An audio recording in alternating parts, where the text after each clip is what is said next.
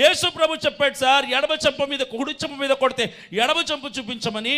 యేసు ప్రభు చెప్పిన సిద్ధాంతం సార్ ఇది అని చెప్పి, సిగ్గు లేకుండా ధైర్యం లేని క్రైస్తవులు సేవకులు చాలామంది మౌనంగా ఉన్నారు. వీటన్నిటిని కూడా భరిస్తూ నీ తోటి సేవకుడి మీద, తోటి క్రైస్తవుడి మీద ఇలాంటి ప్రతికూలమైనటువంటి వాతావరణం కలిగినప్పుడు, దాడులు కుట్రలు జరిగినప్పుడు మౌనాన్ని వహిస్తూ పిరికితనాన్ని కవర్ చేసుకోవడానికి ఇలాంటి డైలాగులు వాడుతూ, మేము క్రైస్తవులం, శాంతిని సమాధానాన్ని కోరుకుంటాం.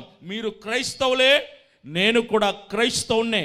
ఆ సైనికుల్లో ఒకడొచ్చి యేసయ్యని కొడితే, థ్యాంక్ యూ రా, బాగా కొట్టావు, ఈ చెంప మీద కూడా కొట్టు అన్నాడా?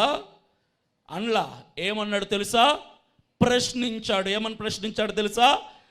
నువ్వు నన్ను ఏ తప్పు చేశానని కొడుతున్నావు, ఆ తప్పు నాలో ఏదైనా ఉంటే చూపించి తర్వాత కొట్టు అన్నాడు ఆయన.